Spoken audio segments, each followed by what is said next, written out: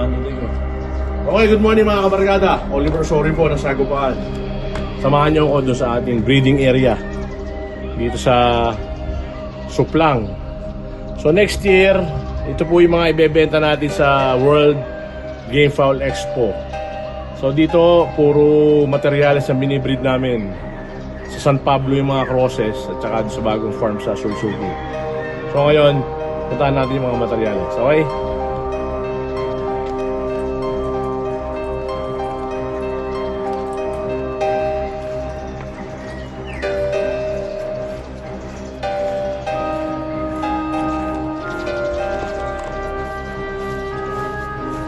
Dito pili lang ito, mag-uwi tayo siya, no?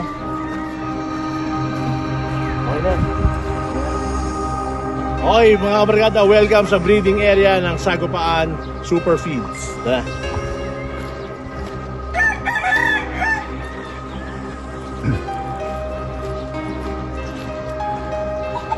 So pakita ko sa inyo yung mga pens na ginawa po namin. Mga pures po ito, ha. Pures. Materials po ito. Ibebenta natin ito sa Expo sa 2027.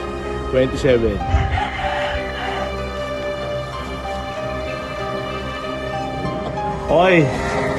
Cardinal Club Kelso Pen. Ayan, ha. Ito ang breeder na Sagupaan. Si Mio. Dati tao ang binibreed nito. Ngayon manok na. Okay, pen number 8. Okay, pen number 2. Paborito ni PA, paborito ni Tony, paborito ni Jolo, paborito rin ni Oliver.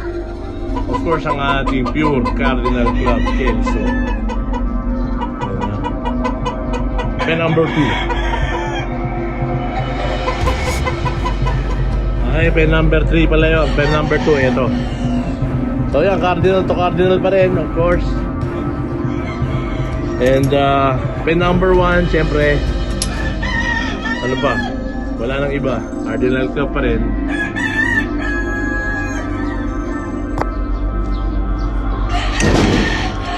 Okay, lipat tayo dito. Ano lang yun? 20 mahigit lang. Ito pa yung sunod na 20 pen. So 40 pens tayo. Ayan. Okay, nandito yung mga grays.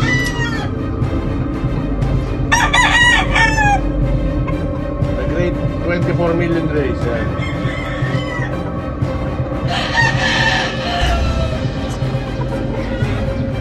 Okay. Siyempre, hinahanap nyo.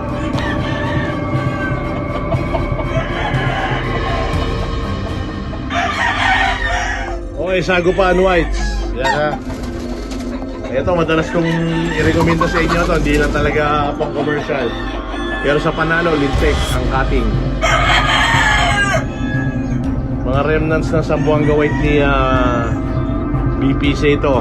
Na-propagate pa ni PA. Kaya 3-4 na pen na naka-dedicate dito. 28.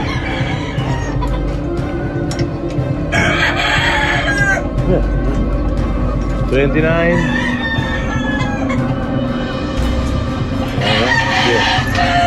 26. So Sagupaan Whites. Okay, proceed tayo sa and of course Sagupaan Dome. Yan, ha. Sa Expo makikita nyo lahat ng anak nito. Bebenta ko sa inyo. Okay, pen number 24. Yan, bulik heads. Ayun, no? Papalit-palit ng burutyak yan, eh. Ay, puro domes yan, ang Sagupaan. Mga binibitaw ni PA sa Big Event.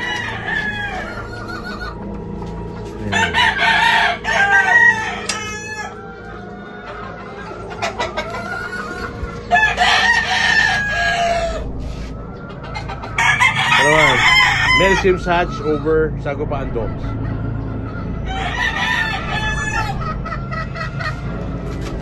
Yan, isang hilera pala ito.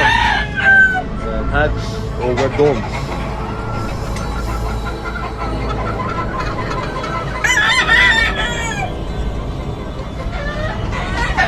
Okay, domes. Yan na, straight domes.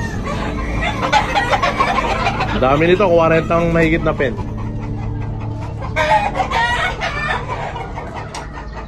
Okay, Grace.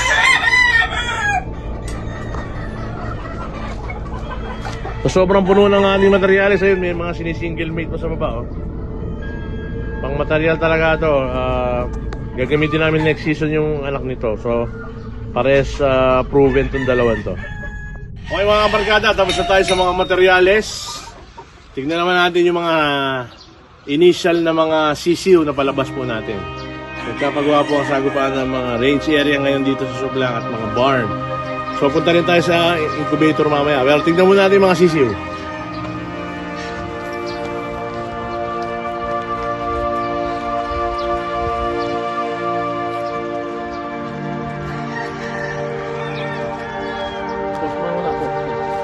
Samahan niyo ako.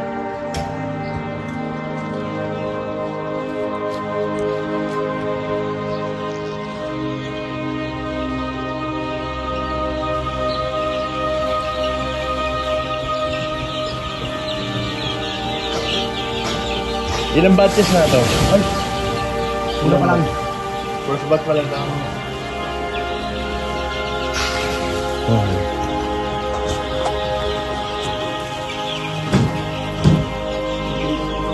Ha? Ano na ba kulang nito ngayon?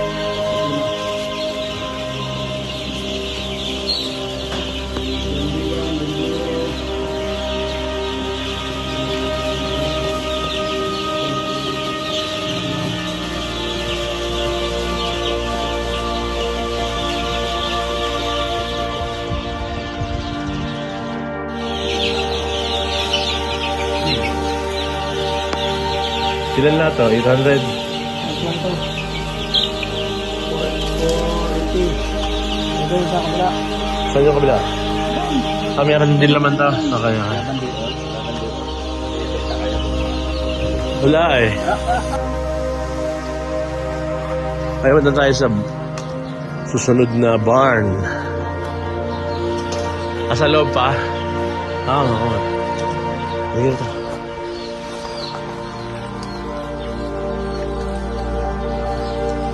Pinelas ha?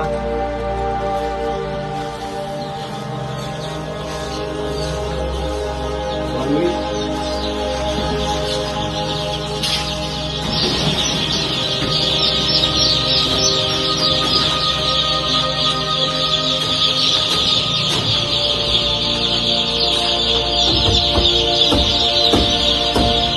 Okay, ito mga bibili na sa Expo sa January.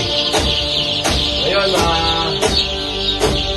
1,000 pa lang, mga 3,000 ang libre tayo ngayon.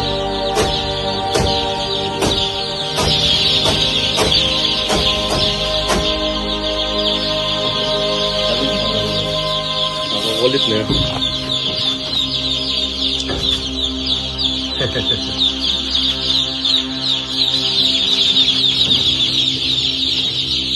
Baka may naibit ng pinto. Uy, meron na may sugat eh. Tinutok ka. O, yun o. Maliit o, yun o.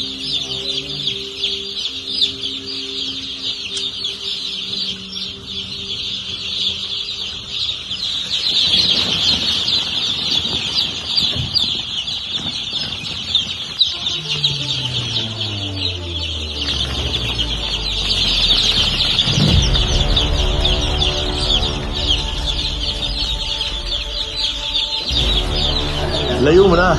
Ano yan? Para ano? Oh, tarpine. Okay mga kabarkada, punta tayo sa ating papisaan.